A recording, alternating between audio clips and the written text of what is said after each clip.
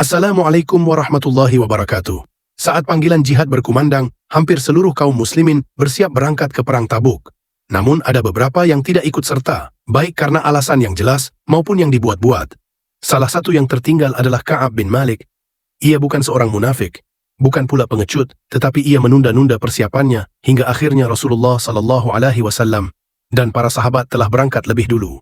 Saat menyadari ketidakhadiran Ka'ab, Rasulullah SAW bertanya kepada para sahabat, "Di mana Ka'ab bin Malik?"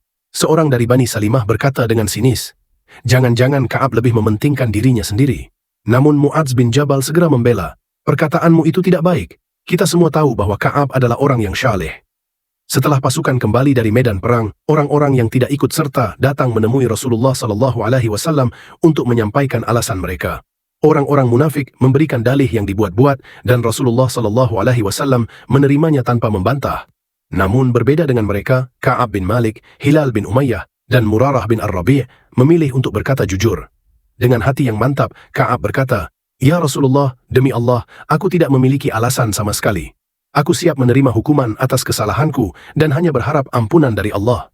Rasulullah SAW tidak segera memberikan keputusan, tetapi menunggu wahyu dari Allah. Hingga saat itu tiba, beliau memerintahkan seluruh kaum muslimin untuk tidak berbicara dengan mereka bertiga.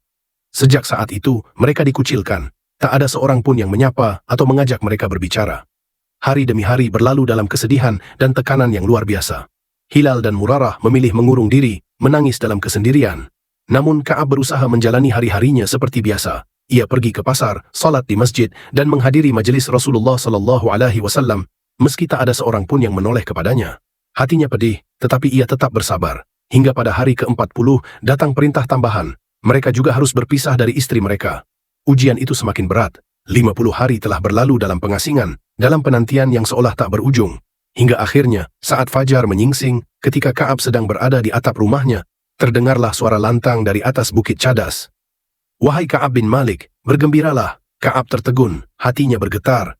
Ia tahu, ini adalah kabar gembira yang selama ini ia nantikan. Tanpa ragu, ia langsung bersujud, menangis haru. Ampunan dari Allah telah datang. Dengan penuh sukacita, ia bergegas menuju masjid untuk menemui Rasulullah SAW. Setibanya di sana, ia mengucapkan salam.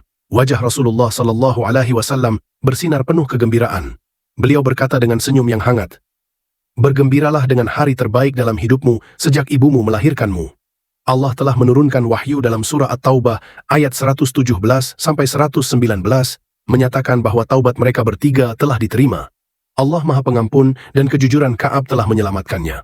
Dengan penuh syukur, Ka'ab berkata, "Ya Rasulullah, sebagai bentuk tobatku, aku bersumpah tidak akan berbicara kecuali yang benar selama aku masih hidup. Sungguh, ini adalah bukti bahwa kejujuran, meskipun pahit, selalu membawa keberkahan."